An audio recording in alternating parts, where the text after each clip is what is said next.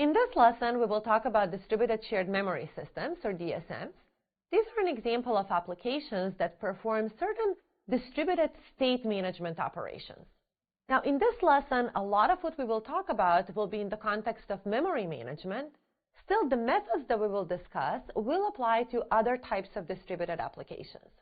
Specifically, we will present certain design alternatives with respect to DSM systems, and we will discuss the trade-offs that are associated with those decisions. In addition, we will discuss several important consistency models that are commonly used in systems that manage distributed and shared state. In this lesson, we will be talking about another distributed service, specifically distributed shared memory. Now, recall that in a previous lesson on memory management, we made a visual analogy between the memory contents of a process and the parts used by workers sharing a single workspace. Building off of that analogy, managing distributed shared memory is like managing the toy parts or even the tools across all the workspaces in a toy shop. As you can see from this image, it is very similar to the one that we used for the distributed file systems because we want to illustrate that there are multiple distributed nodes that are working together towards providing a service. The service that's provided is the sharing of the tools and the toy parts among workers that are working on multiple such workbenches. So imagine even in a single location like this, there will be multiple such workbenches with multiple workers using certain toys and toy parts and tools, and this is what we want to facilitate, the sharing of those tools and parts. For the management of tools and toy parts in a toy shop, there are three major decisions that must be made. The first one is how are we going to place all these resources in the distributed environment? Next, we must decide how and when to move tools around the different shops or the different workbenches in those shops. And finally, we must establish some rules how those toy parts and tools will be shared. For instance, regarding placement, we would probably decide to place those resources close to the workers that are currently needing them to perform their task. When a worker on one workbench is done with a particular resource and another worker on another workbench or potentially even in another location needs that resource, we should move it as soon as possible. And finally, we must have policies on how long can a worker keep a tool on their desk, or when and how workers should let others know that a tool or a toy part is ready and is available for use by others. Or, for instance, when should the tools or the toy parts be placed into a storage facility that others can access as well? For managing distributed shared memory, we must make similar types of decisions. However, clearly the details are going to be very different. For instance, when deciding placement, we should typically try to place the contents of memory or the contents of a page in a physical memory that's close to a particular process. This would be the process that either created that content or will be using that content. When a process needs access to memory that's stored in a page frame on a remote node, we should come up with some policy how to migrate that content to the local node. For instance, we can copy that content, that memory page, from the remote to the local physical memory. Since a memory page may be concurrently accessed by multiple processes, and in addition, since we may have multiple copies of that page in different locations in the system, it's important to establish some rules how the different operations on that page are ordered, how they're propagated across the different copies, so that there is a consistent view of the entire memory. In the previous lesson, we talked about distributed file systems. We said that distributed file systems were an example of a distributed service where the state, the files, were stored on some set of nodes, the file servers, and then the file servers were accessed by many distributed nodes clients. All of the file access operations, open, read, write, on these files, were then the service that was provided by these servers and that these client nodes were requesting from them. Our primary focus of the distributed file system lesson was the caching mechanisms. These are useful so that server data is cached on the clients, and this is a mechanism that improves the performance that's seen by the clients. The clients can now access these files more quickly. Caching is also a mechanism that enhances the scalability of the distributed file system overall, so of the servers, Because some of the operations are now performed by the clients, the servers don't have to perform every single access, and therefore they can scale to support a larger number of clients and serve larger number of files potentially.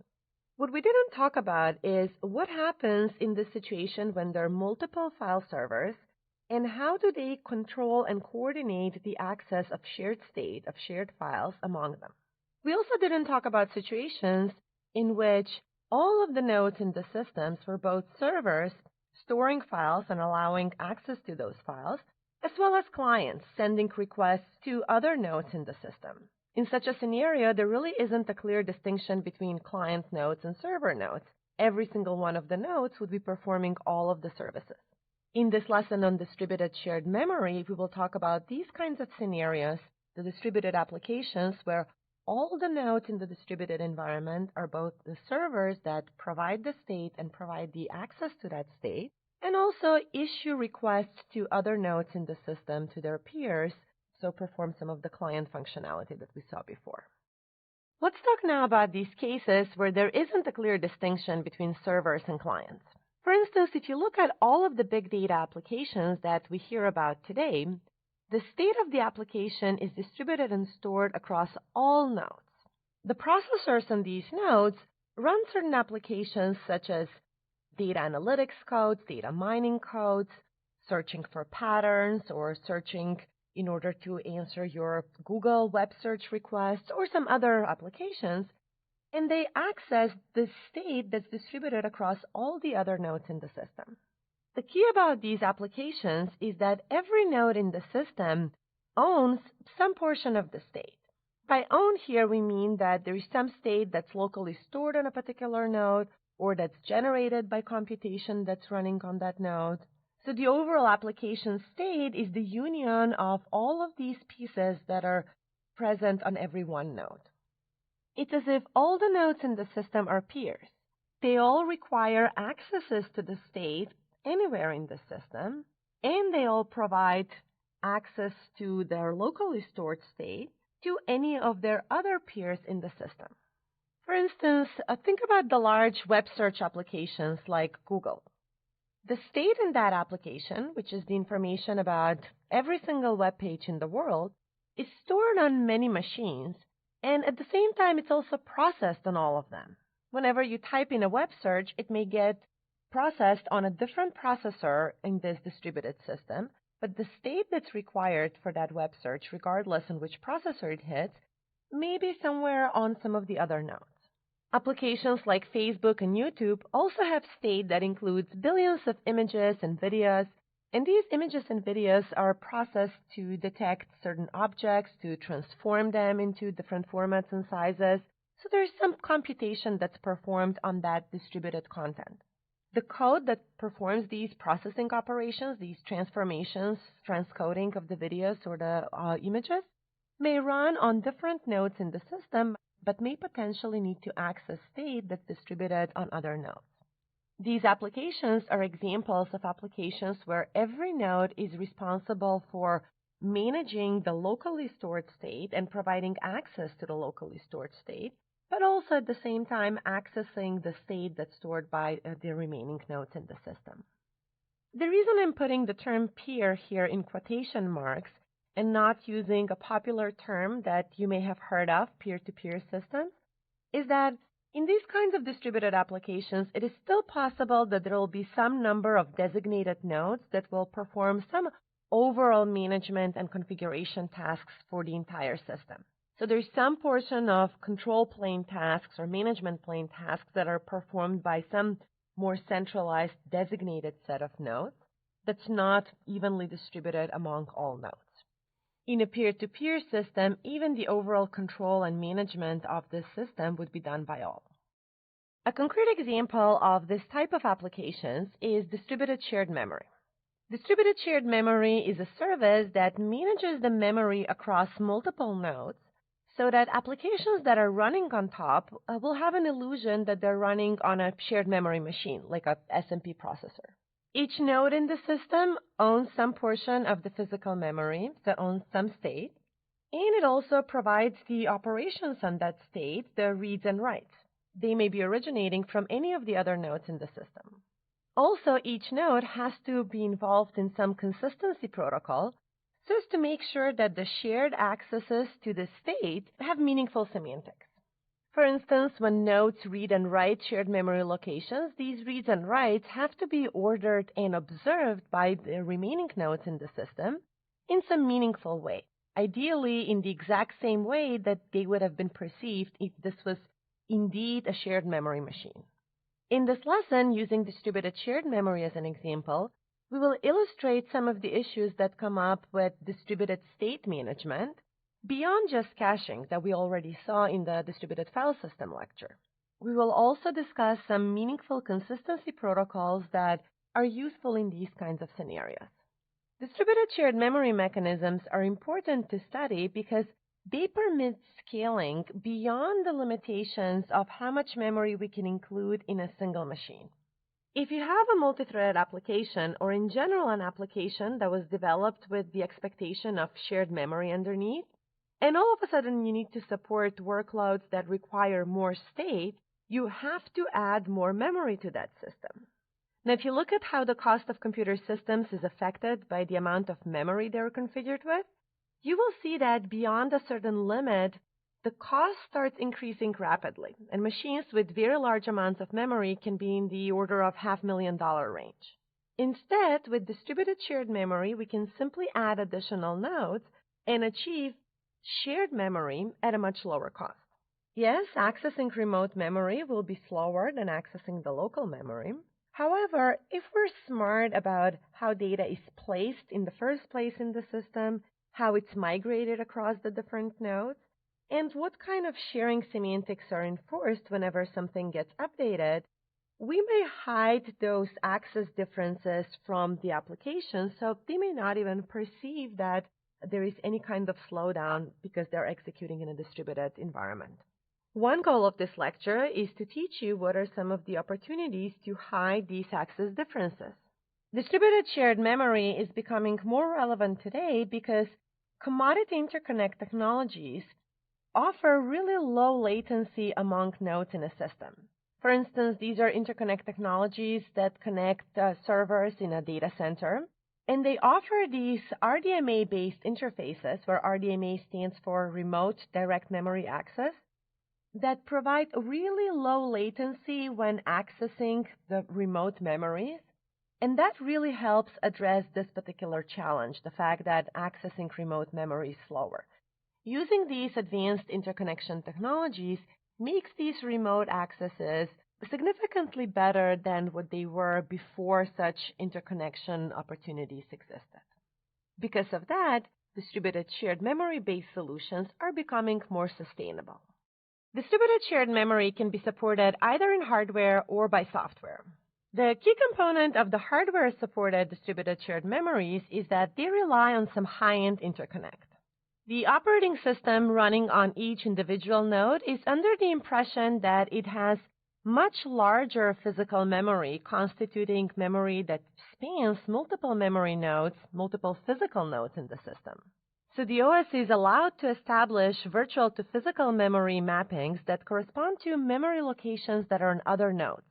The memory accesses that reference memory locations that don't correspond to the local physical memory are then passed to the network interconnect card, and this is a NIC that corresponds to this advanced high-end interconnect technology. So these NICs know how to translate that memory operation into an actual message that gets sent to the correct remote node, to the correct NIC. The NICs in these nodes will participate in all aspects that are necessary to deal with memory accesses and management of memory consistency, and will also support certain atomic operations, just like the atomics that we saw in shared memory systems. Now, while it's very convenient to rely on the hardware to do everything, this type of hardware is typically very expensive and is used only for the ultra-high-end machines or for the supercomputing platforms. Instead, distributed shared memory systems can be realized in software. Here, the software would have to detect which memory accesses are local versus remote, to create and send those messages to the appropriate node whenever that's what's necessary. The software would also have to accept messages from other nodes and perform the specific memory operations for them, and also be involved in all of the aspects of memory sharing and consistency support. This can be done at the level of the operating system, or it can be done with support of a programming language and the runtime for that programming language. For a quiz, I would like for you to take a look at a paper, Distributed Shared Memory, Concepts and Systems. This is an older survey paper that describes several implementations of distributed shared memory systems and compares them along multiple dimensions that we will discuss in this lesson. The specific question you need to answer is the following. According to the paper, Distributed Shared Memory, Concepts and Systems, what is a common task that's implemented in software in hybrid, hardware plus software, DSM implementations? The choices are prefetch pages, address translation, or triggering invalidations. As a hint, go straight to page 76 of the original paper PDF that's linked in the instructor's notes and start reading at the hybrid DSM implementations heading. So you don't have to read the entire paper, but I do encourage you to do so if you have a chance, or at least to look at it in a little bit more detail than just jumping to this hybrid DSM implementation section. If you read through the hybrid DSM implementation section, you will see that it mentions several examples of DSM systems and specifically describes what are the software tasks that those hybrid implementations support. And for every one of those examples, prefetching is listed as one of the software tasks. It makes sense that prefetching is a good task to be implemented in software. Whether or not prefetching is useful is going to depend on a particular application, on the kind of access pattern that it exhibits. At the same time, address translation or triggering invalidations are more concretely defined, and it's easier to implement them with hardware support. For these reasons, prefetching pages is the only correct answer to this question. Several design points are important to consider when designing a distributed shared memory system. First is the granularity of sharing. In SMP systems, the granularity of sharing is a cache line. The hardware tracks concurrent memory accesses at the granularity of a single cache line and triggers all the necessary coherence actions, like invalidations, if it detects that a cache line has been modified, if that cache line has been shared with other caches.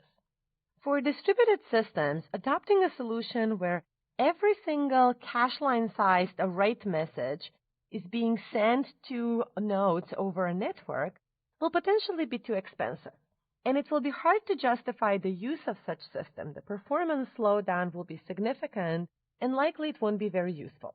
Instead, distributed shared memory designs look at larger granularities of sharing. Some options include variables, or pages of virtual memory, or entire objects as defined by some higher-level programming language.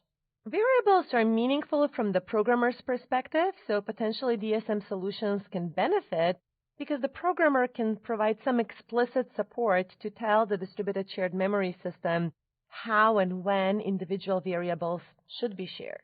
However, this is still potentially too fine granularity. We have a lot of variables that just few bytes long, like integers, and in those settings, the DSM system would still have very high overheads. Using something larger, like an entire page of content or a larger object, that begins to make more sense. If the distributed shared memory system is to be integrated at the operating system level, the operating system doesn't understand objects. The only thing that it understands is pages of virtual memory. And then the OS tries to map those pages of virtual memory to the underlying physical page frames. So at the operating system level, it makes sense to integrate some page-based DSM solutions. The OS would track when pages are modified, and then it would trigger all of the necessary messages that need to be exchanged with remote nodes on page modification. Pages are larger. We said a common page size is 4 kilobytes in many environments. And so it is possible to then amortize the cost of the remote access for these larger granularities. With some help from the compiler, application-level objects can be laid out on different pages, and then we can fully just rely on the page-based operating system-level mechanism. Or we can have a distributed shared memory solution that's actually supported by the programming language and the runtime. where the runtime understands which objects are local versus remote objects. And for those objects that are remote ones, the runtime will generate all of the necessary communications with remote nodes and all the necessary operations to provide distributed shared memory. In that case, the operating system doesn't really need to know anything about the DSM solution. So the benefit of that is that the operating system doesn't have to be modified in this case, but this is clearly going to be a less general solution. It will be applicable only for those languages for which there is such a DSM support. Once we start increasing the granularity of sharing, one important problem that everyone has to be aware of is what's called false sharing. Consider a page or even a higher level object that internally has two variables, x and y. A process on one node is exclusively accessing and modifying x. It doesn't completely care about anything that's stored in the variable y. Similarly, a process on another node is exclusively concerned with y, and it has no reference whatsoever to the other variable x. Now, when x and y are shared on the same page, as in this example here, the distributed shared memory system, when it's using these larger granularities, that's the only thing that it understands. So it understands a shared page. So it will interpret these two write accesses to that shared page as some indication of concurrent accesses to the same location, and it will trigger any necessary coherence operations and validations updates or any of the other overheads that are associated with maintaining consistency among these two copies. Such coherence overheads won't benefit anyone. P1 doesn't care what happened to Y, and also P2 doesn't care what happened to X. In order to avoid these kinds of situations, the programmer must be careful how data is allocated and laid out on pages or how it's grouped in higher-level objects.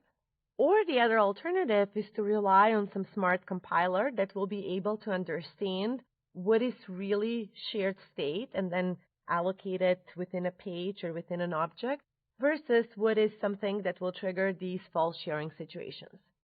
Another important design point in distributed shared memory systems is to understand what are the types of access algorithms that need to be supported on top of that DSM solution. In other words, to understand what are the kinds of applications that will be running on top of the DSM layer. The simplest example is single reader, single writer. For these kinds of applications, the main role of the DSM layer is to provide additional memory, to provide the application with the ability to access remote memory. In this case, there really aren't any consistency or sharing-related challenges that need to be supported at the DSM layer. The more complex examples are when applications support either multiple readers and single writer or both multiple readers and multiple writers. In those cases, it's not just about how to read or write to the correct physical memory location in the distributed system, but it's also about how to make sure that the reads return the correctly written, the most recently written value of a particular memory location, and also that all of the writes that are performed are correctly ordered. This is necessary so as to present a consistent view of the distributed state of the distributed shared memory to all of the nodes in the system. Multiple reader, single writer is a special, simpler case of the multiple reader, multiple writer problem. And so in our discussion in this lesson, we will focus on DSM support for multiple readers, multiple writers. For a distributed shared memory solution to be useful, it must provide good performance to applications. If we think about the core service that's provided by distributed shared memory systems, accessing memory locations, then it's obvious that the performance metric that's relevant for DSM systems is what is the latency with which processes running on any one of these nodes can perform such remote memory accesses. Clearly, accessing local memory is faster than remote memory, so what can we do in order to maximize the number of cases where local memory is accessed versus remote? One way to maximize the number of local accesses and achieve low latency is to use a technique called migration. Whenever a process on another node needs to access remote state, we literally copy that state over to the other node. This makes sense for situations where we have a single reader, single writer since only one node at a time will be accessing the state, so it does make sense to move the state over to where that single entity is. However, this requires moving the data, copying the data over to the remote node, and that incurs some overhead. So even for the single reader, single writer cases, we should be careful when we trigger these types of mechanisms, because if it's only going to be a single access that will be performed in this other location, then migrating, copying over the entire state over to node 4, it won't be amortized. We won't get much in terms of low latency improvements if we had to copy all the state just for a single read or write access. For the more general case, however, when there are multiple readers and multiple writers, migrating the state all over the place doesn't make any sense, since it needs to be accessed by multiple nodes at the same time. So a mechanism such as replication, where the state is copied on multiple nodes, potentially on all nodes, is a more general mechanism. Use of caching techniques, which create a copy of the state on each node where the state was accessed, can lead to some similar behavior as what's seen with replication. One problem with this is that it requires consistency management. Now the state will be accessed concurrently on multiple nodes, and we have to make sure we coordinate those operations, as we said, to order all of the writes, propagate the most recent write operation to wherever or whomever is performing the next read operation. This is some overhead. One way to control the overhead is to perhaps limit the number of replicas, the number of copies that can exist in the system at any given point of time, since the consistency management has overhead that's proportional with the number of copies that need to be maintained consistent. Let's take a quiz about DSM performance. The question is, if access latency as a performance metric is a primary concern, which of the following techniques would be best suited in your DSM design? The choices are migration, caching, or replication, and you should check all that apply. Before answering, we should consider the access algorithm, like single reader, single writer, or multiple reader, multiple writer. If we only have single reader, single writer, then migration is okay, but it's not good in all of the other cases. In a more general problem that has multiple readers and multiple writers, with migration, pages would have to be flipped back and forth between nodes. And so migration is really not a good technique. Migration can, in fact, lead to increase in latencies for the more general problem. If we look at the other two options, caching brings the data on the node where it's accessed, and therefore it will definitely improve the latency of the subsequent operations to that data. And similarly, replication in general will create copies of the data that are potentially closer to where the data is accessed, and therefore can lead to improvements in latency. Now, whenever there are multiple concurrent writes in the system, caching and replication can also lead to high overheads. If you remember in the distributed file system lecture, we mentioned that in the sprite file system, whenever it was detected that there are multiple concurrent writers, caching, or in general, the presence of multiple copies of the particular state, a file in that case, was disabled, so as not to have to deal with multiple invalidations or loss of consistency. Once we permit multiple copies of the same data page or object to be stored in multiple locations, the question of maintaining consistency comes up. Since distributed shared memory is intended to behave in a similar manner to shared memory in shared memory multiprocessors, let's remind ourselves what we did in shared memory multiprocessors for consistency management. In the lesson on synchronization, we explained that in shared memory multiprocessors, consistency is managed using two mechanisms, write invalidate or write update. With write invalidate, whenever the content, a particular memory location that's cached in multiple caches, changes on one CPU in one cache, that via the coherence mechanism will be propagated to other caches, and in the case of write invalidate, the other caches will invalidate their cache content. Or in the event that we have a write update coherence mechanism, then the other caches will receive the newly updated copy of that particular memory location. These necessary coherence operations are triggered by the shared memory support in the hardware, on every single write operation, and the overhead of supporting that in a distributed shared memory system, where the latencies and the costs of performing distributed communication are too high, is not going to be justifiable. For these reasons, for distributed shared memory, we'll look at coherence operations that are more similar to what we discussed in the distributed file systems lecture. One option is to push invalidation messages when a data item is written to. This is similar to the server-based approach that we talked about in the distributed file systems lesson. But remember that the state management in DSM systems is done by all peers. We don't have clients and servers per se in this case. The other option is for the nodes to pull information about any modified state from one or more of the other nodes in the system.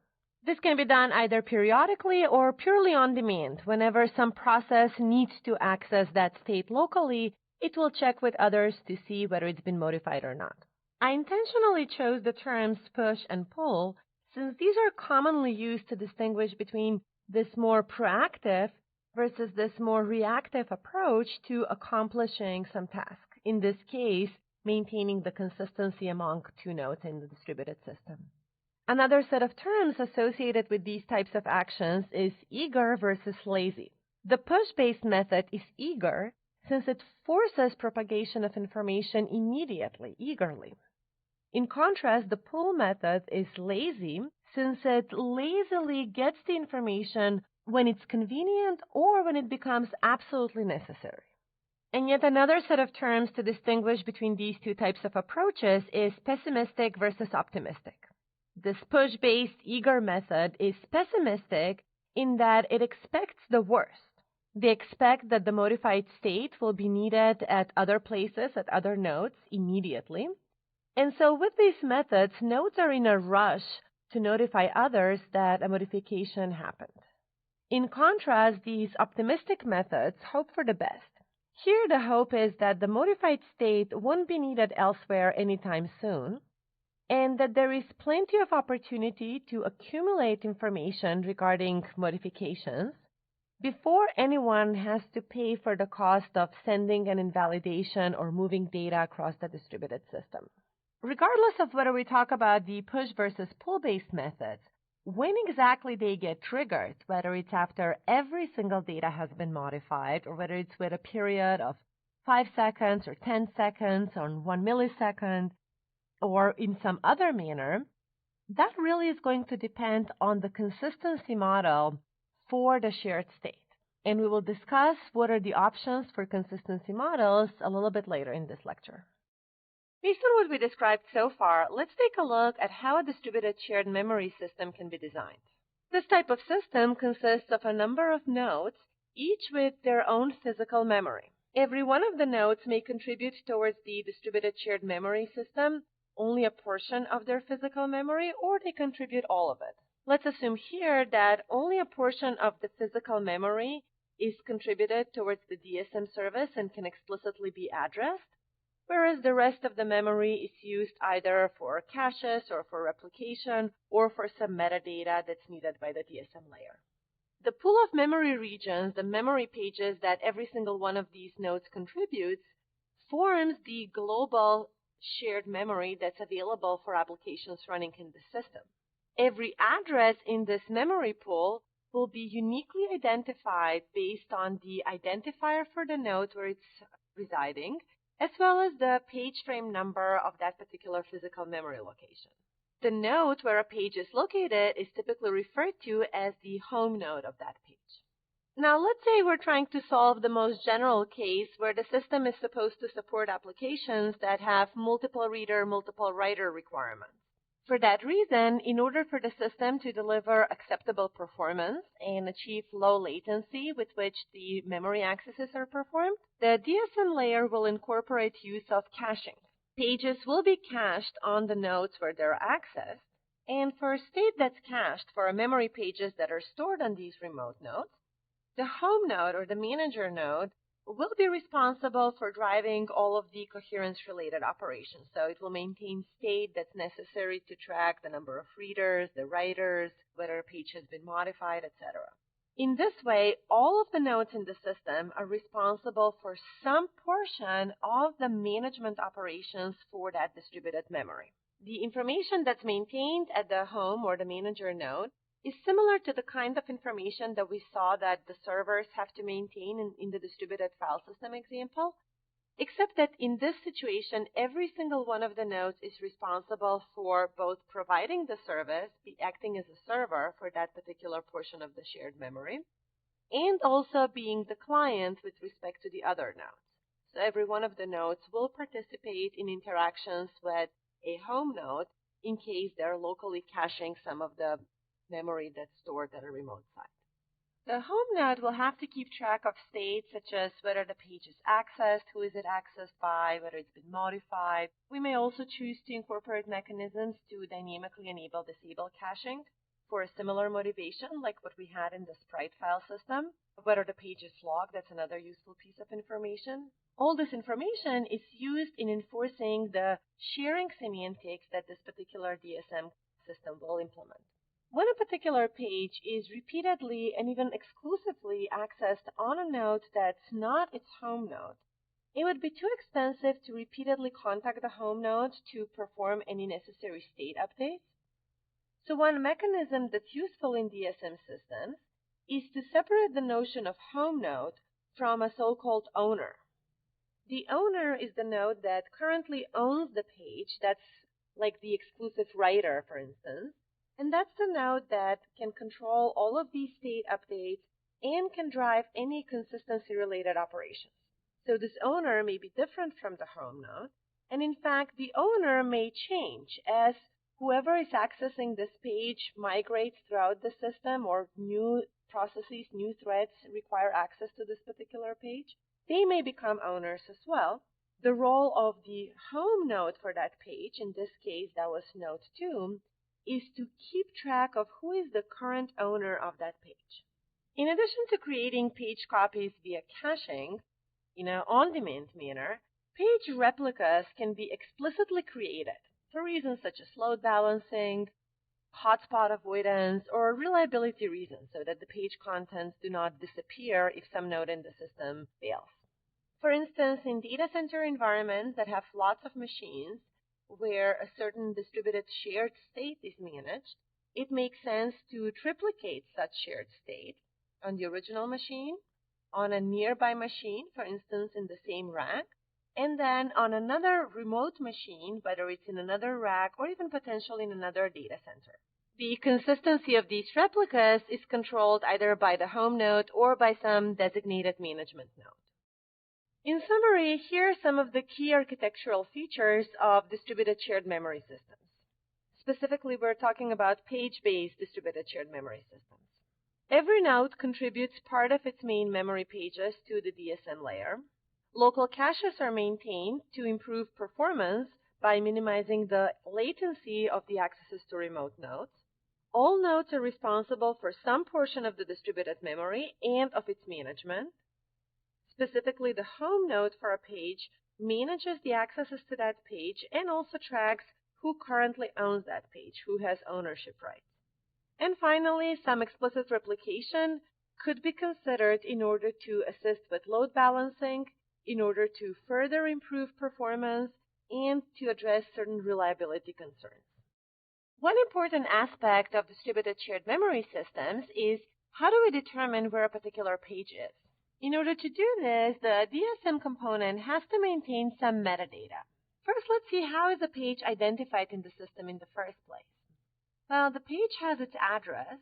That may be some notion of the node identifier plus the page frame number locally at that node. And we said that the node identifier also identifies the home node of the system. Considering this address format then, we see that the address itself directly identifies what is the manager node, the home node, that knows everything about that particular page. Every single node in the system, just by looking at the address of a particular page, can uniquely determine what is the manager node for that page. So it's as if the manager information is available on every single node in the system. This could be captured via a global map that has to be replicated that will tell us how, for a particular object, we find the manager. What that means is that the information about the manager is available on every single node. So it's as if the information about the manager is available on every single node, since whenever any of the nodes in the system wants to access a particular address, they just need to look at the node identifier and will be able to get to the specific manager, the specific home node for that address. This information that captures the translation from an identifier of an object, a page in this case, to the management node for that object, represents a global map, and this needs to be replicated. It needs to exist. This information needs to be available on every single one of the nodes. Once we get to a particular manager, that's the entity that will have the per page or per object metadata that's necessary in order to perform the specific access to that page or to enforce its consistency. What this means is that in the DSM system, the metadata for individual objects, for individual pages, it's partitioned across all of the home nodes, all of the management nodes in the system. But in order to quickly find where the manager for a particular data item is, it is necessary to maintain an additional data structure, a global map that will be replicated on every single one of the nodes that will in some way take an object identifier and map it to that manager. One final note, in the example that we discussed so far, we somehow implied that certain bits from the address are used to identify the node identifier. And that means that for every single page, there will be a fixed manager uniquely identified from that page identifier. If we want some additional flexibility, we can take that object identifier and then use it as an index into a mapping table. This mapping table is the one that will be used at every single node for the global map, and every entry in that mapping table will actually encode a manager node. So for a particular object, for a particular page identifier, we will first index into that mapping table using some bits from the object ID or some hash function that's applied on top of this object ID. And then the entry at the particular location in the mapping table will tell us what the manager node for that page is. What's nice about this approach, if for any reason we want to change who is the manager node for a particular object or for a particular page, whether the original manager failed or whether we need to rebalance the system or any other reason, we just need to update the mapping table. There is no need to consider making any kind of changes for the object identifier. The object can remain identified in the exact same way as it was before we chose to make a change in who the manager is. Now that we described the possible DSM architecture, I'd like to comment on its possible implementation. One thing to consider when implementing a distributed shared memory system is that the distributed shared memory layer has to intercept every single access to that shared state. This is needed in order to detect whether the access is local or remote and then trigger remote messages requesting access if that's necessary, or to detect that somebody is performing an update operation to a locally controlled portion of the distributed shared memory, and then to trigger any necessary coherence messages. These overheads should be avoided whenever we're trying to just access local non-shared pages or non-shared state.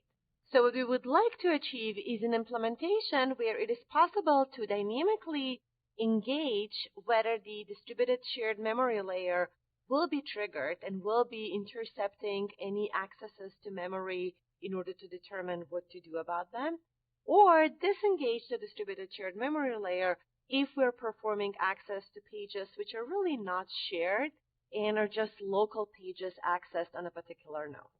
To achieve this, a DSM implementation can leverage the hardware support that's available at the memory management unit level.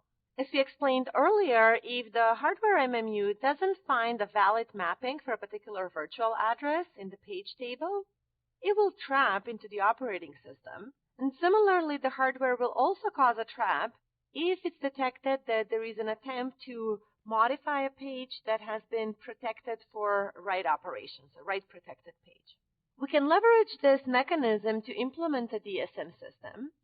Whenever we need to perform an access to a remote memory, there will not be a valid mapping from the local virtual address to the remote physical address.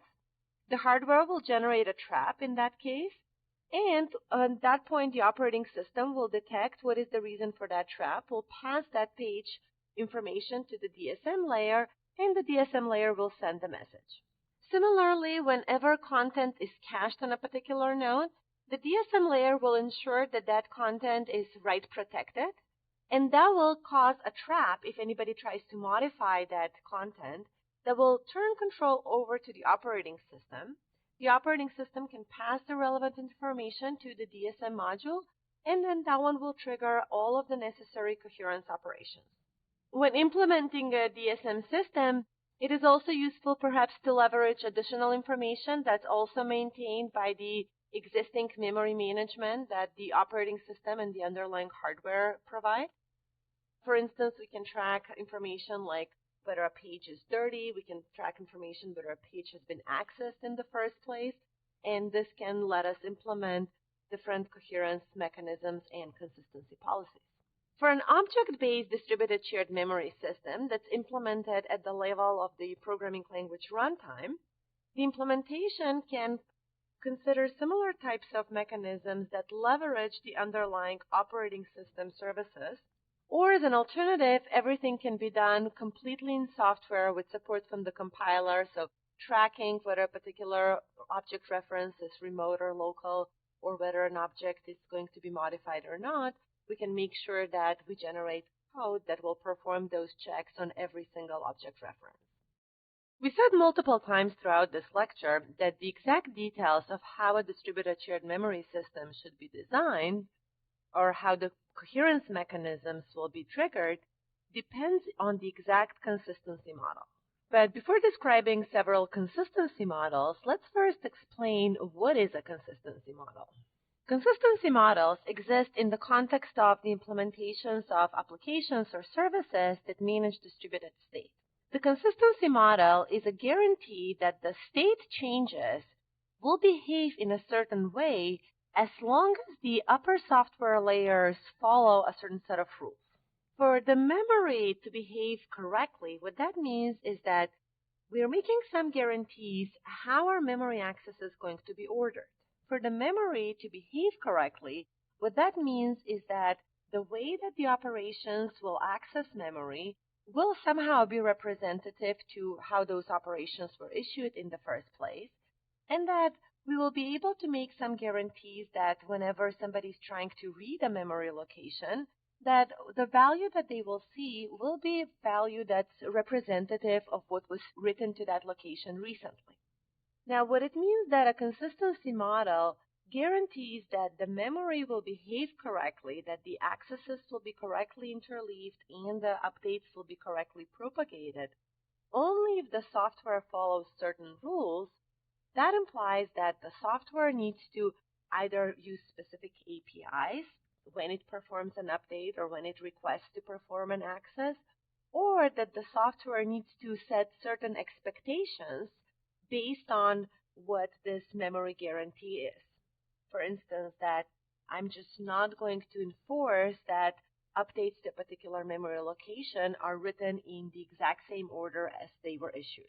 If the software knows this particular information, then it is up to the programmer to use some additional operations, such as locking constructs or similar, in order to get the desired behavior. This is not something that's specific to a distributed system. Even on a single CPU, when we have multiple threads that are trying to access a particular memory location, we know that there is no guarantee how those thread accesses will be ordered and which particular update will be returned when, let's say, thread N tries to read a particular shared variable. If we want to achieve some guarantees that are stronger than that, the software will have to use locks, would have to use atomic operations, would have to use some counters. So a consistency model, it specifies how the memory will behave, and the upper layers of the software must understand that and set their expectations accordingly. At the same time, the memory layer may export certain APIs, certain operations, like the locks that we mentioned, And then if the software uses those APIs correctly, then perhaps the memory system can make even stronger guarantees.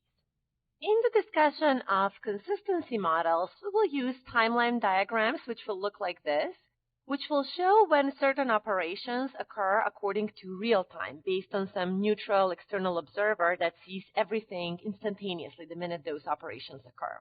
Our notation for this is as follows. R underscore M1 of X means that this value X was read from a particular memory location M1. What this means here is that at this particular point of time, the value X was read from memory location M1, and then at this later point in time, the value Y was read from a memory location M2.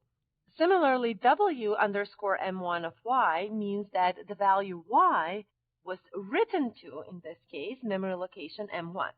So at this particular point in time, the value Z was written to a memory location M3. We will also assume that initially at the start of these timeline diagrams, all of the memory is set to 0. Theoretically, for a perfect consistency model, we would like to achieve absolute ordering and immediate visibility of any state update and access. And we also want this to be in the exact same manner as those updates were performed in some real time. With this model, changes are instantaneous and immediately visible everywhere.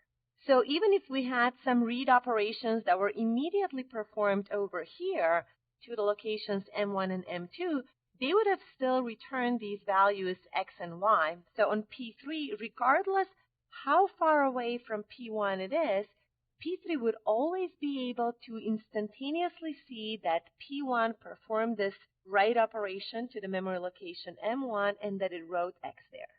Furthermore, what's also really important about the strict consistency model is that it guarantees that every single node in the system will see all of the writes that happened in the system in the exact same order. So if we have the situation where P3 is maybe closer to P2 than P1, and these time intervals are really, really small, in reality, it's possible that it took longer for this message from P1 to get to P3 so that P3 can see this X value. That's not allowed with strict consistency. In strict consistency, every single update has to be immediately visible and everywhere visible. And the ordering of these updates needs to be preserved.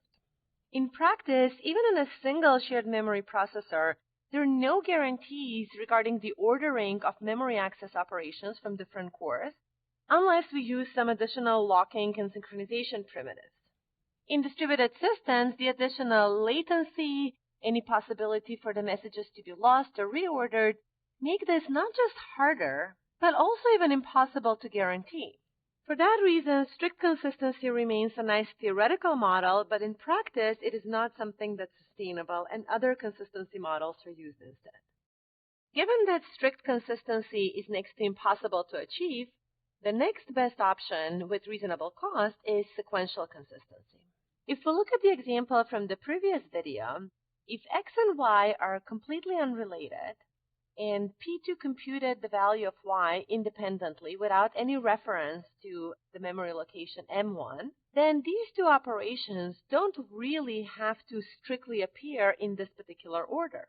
For instance, it is possible for P3 to observe, just like what it did in the previous case, that the value of M1 has become X, and then to see that the value of M2 has become Y. But it is also perfectly reasonable for P3 at a particular point in time to access the value of M1 and to see that it's still 0. So it doesn't know that this write operation happened. However, at a subsequent moment, when it tries to read the memory location M2, it sees that it has already been updated to Y. This is the equivalent of what would happen in a regular shared memory system if we have multiple threads and if we don't use any additional controls, any locking, synchronization, anything like that. When these two operations are issued, they will be applied in some way, some order, but we don't necessarily have control which is the order that these operations will be applied in. So that's why we say that as long as the ordering that's observed is equivalent to some possible ordering of these operations if they executed on a single shared memory system, then that will be considered a legal operation according to this sequential consistency model. So in summary, according to sequential consistency, the memory updates from different processors may be arbitrarily interleaved. However, if we let one process see one ordering of these updates, we have to make sure that all other processes see the exact same ordering of those updates. For instance, it is not okay to let process P3 see that the update to M1 with the value X appeared before the update of M2 with the value Y, and instead, at the same time, to allow process 4 to think that the value of M1 was still 0 when the value of M2 was already updated to Y. In this case, process P4 thinks that M2 has been updated before the memory location M1. It would be too hard to reason about what exactly will happen in a program execution if every processor can see completely different ordering of some updates, and if the software or the programmer doesn't have an understanding how and when are those updates reordered. What this means is that with sequential consistency, every single process will see the exact same interleaving. This interleaving may not correspond to the real way in which these operations were ordered. However, sequential consistency at least guarantees that every single process in the system will see the exact same sequential ordering of all updates. And one constraint of the interleaving is that the updates that are made by the same process will not be arbitrarily interleaved. For instance, if P1 makes another update in the future, then on any of the other processes, it will not be possible to first observe that the value Z was written to the memory location M3, and only then find out that the value X was written to memory location M1. So, for instance, what we see on P4, this will be correct under sequential consistency because the updates to M1 and M3 are observed here in the correct way. When it sees that the value of M3 was Z, it already knew that the value of M1 had become X. Forcing all processes to see the exact same order on all updates may be an overkill. For instance, P3 and P4 here may perform completely different and independent computations with the values M1 and M2. And furthermore, the update to M2 had nothing to do with the value of M1. They were also completely independent. However, if we take a look at the second example, before the value M2 was written, the value of the memory location M1 was read.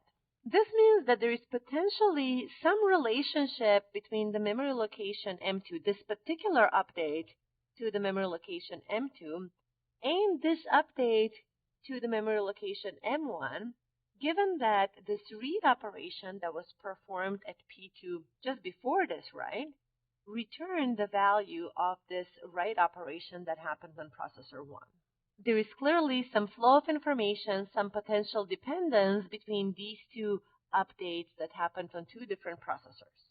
Based on this observation, clearly it is not okay for these two operations, this M2 update to Y and the update of memory location M1 to X, to be perceived in this different order. It would be very incorrect for somebody like P4 in this case to observe that the value of M2 was updated to Y before the value of M1 was updated to X. Like P4 here thinks that M1 is still 0, and then it finds out that M2 became Y. But there is dependence between the fact that Y was written to M2 and the fact that X was already written to M1. So clearly, this is not a reasonable execution.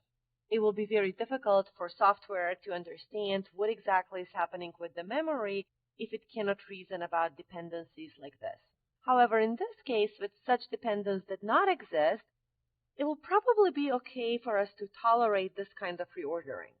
The consistency model that provides exactly this kind of behavior is called causal consistency. Causal consistency models guarantee that they will detect the possible causal relationship between updates, and if updates are causally related, then the memory will guarantee that those writes, those update operations will be correctly ordered.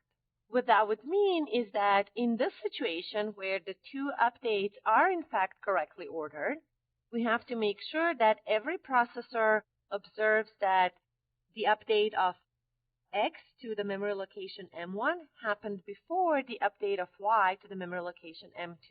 So we have to make sure that on P4, this first read of the value of the memory location M1 returned an X. In this case, this execution will be causally consistent given this particular relationship between the updates. For writes that are not causally related, or they're referred to in causal consistency as concurrent writes, there are no guarantees. Causal consistency doesn't guarantee anything about such updates, and they may perfectly legally appear in arbitrary orders on different processors. Just like before, causal consistency also makes sure that the writes that are performed on the same processor will be visible in the exact same order on other processors. Again, it would be too much of a challenge to understand how to really reason about a system if the updates from a single processor can be arbitrarily reordered. In the consistency models we discussed so far, the memory was accessed via read and write operations only. In the weak consistency models, it's possible to have something beyond just read and write operations when memory is accessed. In the models we described so far, the underlying memory managers, or state managers in general, had to determine or infer what are important updates and then how to order and propagate the information regarding those updates. For instance, there is no way for the distributed memory managers to understand whether or not indeed the value of Y was somehow computed based on this value X that was read from M1. So it's perfectly possible that P2 really just completely randomly came up with this value Y that was written in M2, and that had nothing to do with this fact that it previously read the value of X from location M1, so saw this particular update. However, with the causal consistency model, it will be forced that every processor in the system has to observe that the value of the memory location M1 has been updated to X before the value of the memory location was updated to Y. However, for instance, in the same process P2, maybe at a later time, there is another update that's happening to memory location M3, and the value Z is written there. And perhaps this particular value Z was directly computed based on the value that was read from memory location 1. So there maybe is a dependence between this particular write and the value that was read here, but not between these two. How can a memory system distinguish these? To do this, the memory system introduces synchronization points. The synchronization points are operations that the underlying memory system makes available to the upper layers of the software. So in addition to being able to read and write a memory location, you'll also be able to tell the distributed shared memory sync. What a synchronization point does, it makes sure that all of the updates that have happened prior to the synchronization point will become visible at other processors. And also a synchronization point makes sure that all of the updates that have happened on other processors will become visible subsequently at this particular processor in the future. If P1 performs a synchronization operation at this particular point after this write was performed, that doesn't guarantee that P2 will see that particular update at this moment. Although this read operation is happening according to some real-time, some external observer at a later point in time than the synchronization point and the preceding write, P2 has not made an attempt to synchronize with the distributed shared memory, so P2 has no guarantees that it will see the updates performed by others. So the synchronization point, it has to be called both by the process that's performing the update and also by the processes that want to see and want to receive a guarantee that they will see updates. However, once the synchronization operation is performed on P2, afterwards, P2 will be guaranteed that it will see all of the previous updates that have happened to any memory location in the system. So if we perform a read operation of the memory location M1 at this point in time after the synchronization, we're guaranteed that P2 will see this update. In this case, in this model, we use a single synchronization operation for all of the variables in the system, for the entire shared memory. It is possible to have solutions where different synchronization operations are associated with some subset of the state, for instance, with a granularity of individual pages. It is also possible to separate the steps when a particular process requires that all of the updates performed by other processors are visible to it. We call that the entry point, or the point when we are acquiring the updates made by others. For instance, at this particular synchronization point, we can perform an entry operation and synchronize with all the updates that were performed on others, in this case on P1. And then we can have a separate synchronization primitive. That's the exit point, or this is the point where we release to all other processes or processors the fact that we have performed certain updates. So for instance, at this synchronization point, only the updates made by P1 will be forced to other processes. The idea with these finer-grained operations, or these mechanisms to really directly control what kinds of messages will be sent by the underlying state management system, by the DSM layer at a particular point of time, is to make sure that the system controls the amount of overheads that are imposed by the DSM layer. The idea is to limit the required data movement, the required messages, and coherence operations that will be exchanged among the nodes in the system. But the downside of this is that the distributed shared memory layer will have to maintain some additional state to keep track of exactly what are all the different operations that it needs to support and how it needs to behave when it sees a particular type of request. In summary, all of these models that, in addition to just pure read and write operations, introduce some types of synchronization primitives are referred to as weak consistency models, and they allow us to control the overheads of the system from one aspect. However, they introduce some additional overheads that are necessary in order to support the added operations. For the next few quizzes, I'll ask questions that are all related to the consistency models we just looked at. For each quiz, I will show you a timeline, and I will ask you whether that particular execution is consistent according to some consistency model or not. Here is the first quiz. Consider the following sequence of operations. I'm showing two processes, P1 and P2, and according to some real time, they're performing certain operations. The question to you is this particular execution of these two processes sequentially consistent? The possible answers are yes or no. This is a somewhat trivial example, so the answer is yes. This is a sequentially consistent execution. Any of the updates in the system are all performed on processor 1. We know that sequential consistency requires that all of the updates from a single processor, that they be visible in the same order. And if we take a look at P2, yes, indeed, the fact that the memory location M3 was updated to value Y only becomes visible after we have seen that on P2 that the value of M1 has become X.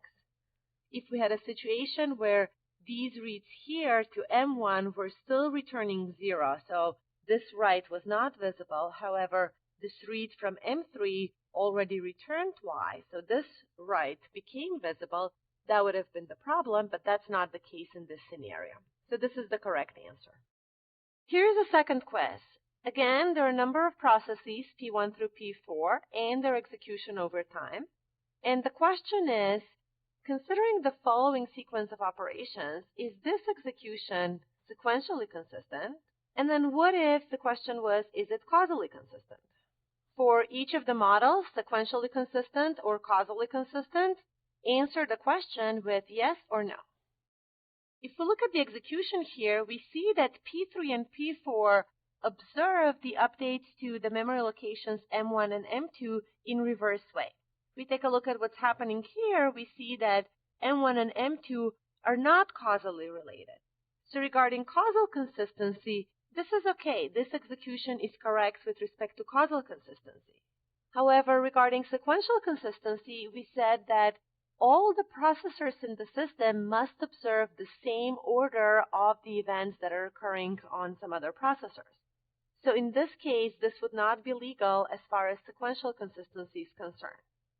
So the correct answers for these questions is This is not a valid execution for sequential consistency, but it is with respect to causal consistency. Meaning that if we're running an application on top of a memory model that we know maintains causal consistency, if we observe this kind of behavior, this is perfectly legal. We cannot complain to anyone. However, if we observe this kind of behavior when running an application on top of a supposedly sequentially consistent system, we have the rights to complain. This is not correct. Somebody has made a mistake with their implementation of the system. Now, let's look at the quiz number 3 in this sequence. We have a very similar set of executions on processors P1 and P2, and slightly different focus on what's happening on P3 and P4. The question is the same. Considering the following sequence of operations, is this execution sequentially consistent? You need to provide your answer, yes or no. And also, is this execution causally consistent? Again, you need to provide your answer, yes or no. If we take a look at what's happening on P3 and P4 in this case, we see that now P3 and P4 are observing reverse order of how they saw the updates to M3 and M2. As far as P3 is concerned, P3 observed that this update to M2 happened, and it also observed that this update to M3 happened. As far as P4 is concerned, it observed this update of Z to the memory location M3, but it still has not seen that P2 updated the memory location M2 with the value of Y. It thinks that still the memory location M2 holds value 0. So P4 thinks that this write occurred before this write from P2, and then P3 thinks the other way around. This is clearly illegal as far as sequential consistency is concerned. Now, if we take a look at these two updates, we see that on P1, before the value of the memory location M3 was updated to Z, P1 read the value of the memory location M2. And it saw that that value was Y, so it saw the effects of this particular update. What that means is that these operations are potentially causally related, and therefore every processor in the system has to observe that this particular update happened after the update to M2, given the causal relationship between the two. Therefore, the answer is no for both of these questions. Here's another quiz on a consistency model. Now we're looking at a weakly consistency model, so we see that in addition to writes and reads, the processors perform synchronization operations. And the question that I'm asking you is, given this sequence of operations, is this execution weakly consistent? Again, pick either yes or no. The answer to this question is yes. Although P2 and P3 observe these operations in arbitrary way, neither one of them synchronized and forced the memory, the underlying distributed shared memory, to make any kind of guarantees regarding the updates that it observes. Weak consistency will not make any guarantees regarding the ordering unless explicit synchronization operations are used. And for the final quiz in this sequence, if you ignore the sync operations that we had in the fourth quiz, is the rest of the execution causally consistent? Yes or no?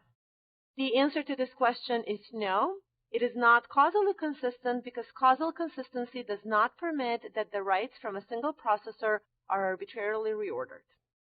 In this lesson, we talked about distributed shared memory systems and about the mechanisms they use in order to manage that distributed state. We talked about coherence mechanisms. We talked about consistency models that are meaningful in those environments. As a final reminder, note again that although what we talked about was in the context of memory management, these types of methods apply to other applications that are responsible for managing distributed and shared state. As a final quiz, please tell us what you learned in this lesson. Also, we would love to hear your feedback on how we might improve this lesson in the future.